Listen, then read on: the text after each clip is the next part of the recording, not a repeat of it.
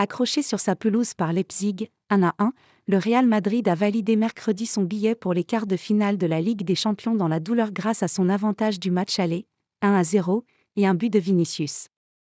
Les Madrilènes, qui retrouvent les quarts pour la 4e année consécutive, ont à nouveau souffert contre une formation allemande qui regrettera longtemps d'avoir dominé 2 fois le Grand Real, sans parvenir à le faire tomber.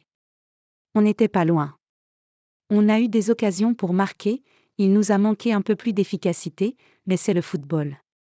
On peut s'en aller avec la tête bien haute, a déclaré l'ailier espagnol de Leipzig Dani Olmo sur Movistar+.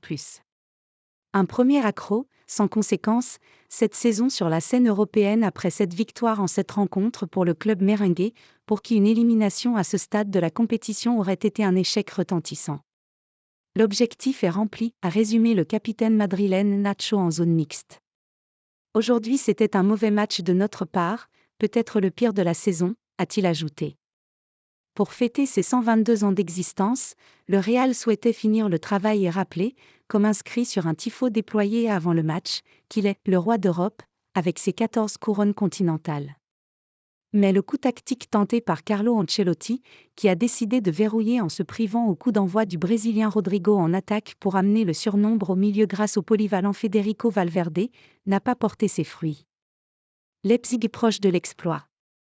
Le prodige anglais Jude Bellingham a été la première victime de ce choix, lui qui s'est montré si à l'aise dans le schéma en 4-4-2 depuis le début de saison avec 20 buts en 30 matchs. Seul dans l'axe avec quasiment à chaque fois 2 joueurs sur lui et souvent dos au but, Bellingham a tenté de dézonner mais n'a pu peser comme à son habitude et a fini la première mi-temps en montrant un certain agacement. Les Madrilènes, imprécis et inoffensifs à l'exception d'une tête juste au-dessus de Vinicius, 12e, ont, comme au match aller en Allemagne, concédé plusieurs occasions franches en première période qui auraient pu leur coûter cher. Heureusement pour eux, elles n'ont pas été converties par l'ancien Lensois Openda, qui a manqué de réalisme à 3 reprises, 13e, 15e, 42e, ni par l'espoir néerlandais Xavi Simons, 41e, et les 2 équipes sont rentrées au vestiaire sous les sifflets. Symbole de la frustration des joueurs madrilènes, Vinicius a ensuite frôlé le carton rouge après avoir violemment bousculé Orban, 54e, loin de l'action en cours. Mais comme à Valence le week-end dernier, Vini, bien muselé jusqu'ici par l'ex-défenseur de l'AS Monaco Benjamin Henriques, a fini par trouver la faille sur un contre parfaitement emmené par Bellingham pour libérer le Bernabéu, 65e, 1-0.